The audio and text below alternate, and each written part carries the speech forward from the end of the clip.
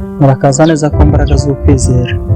Uyu munsi turareba uburyo icyo twakwita ubushake bukomeye cyangwa irari, inyota yo gukora ikintu runaka ari intambwe ya mbere yo kugera ku ntsinzi.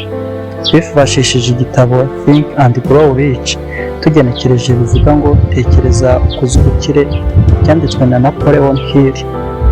Birasobanura ko ushobora gufata ubushake bwawe, inzozi zawe, inyota yawe cyangwa amashyushyu ukabigira imbarutso y'ibikorwa byaguteza imbere. Uyu mugabo Hill avuga ko kugira ubushake bukomeye ari intangiriro y'iterambere. Si ukwifuza gusa, ahubwo ni ubushake butuma udasubira inyuma mu kugera ku ntego ushaka, ukumva wumva ukaba utatuza utaragera ku byo ushaka. Urugero rwiza ni umunyemari Thomas Edison. Yari afite ubushake budasanzwe bwo gukora itara ritubona ry'amashanyarazi cyangwa ampure, ku buryo nubwo yananiwe inshuro zirenga ibihumbi 10 yakomeje kugerageza kugeza ageze ku ntego ye. Iyo bitaza kuba inyota n'ubushake buhambaye bwo kugeraho, yari kuba yararekeye. Uyu mugabo Hill yatanze intambwe 6 zo guhindura ubushake mo ubukire. Reka tuzirebere hamwe. Intambwe ya mbere ni ukwemera icyo ushaka, ugatekereza neza icyo ushaka kugeraho.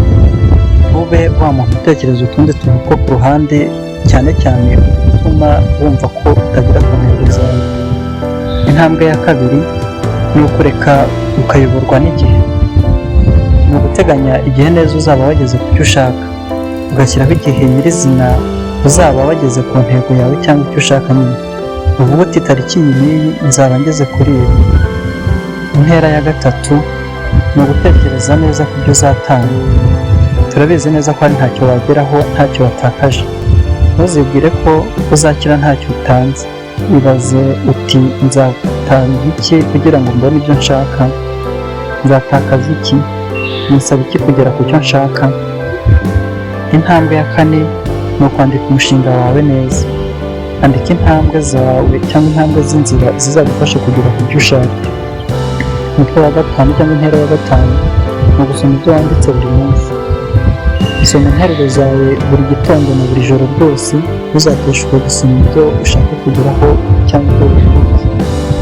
Intera ya gatandatu ari nayo ya mbere, kwiyumvamo ko wageze ku cyo ushaka. Uko usoma, jya wibona aho wamaze kugera ku ntsinzi. Uko ubyiyumvamo, niko ubwenge bwawe butagaragara buzakora muri ibikorwa byawe. Ushobora kuba uri kwibaza ko ubushake buhurira no gukora ku ntego zawe, kandi bisaba ibikorwa n'ibindi birimo amafaranga.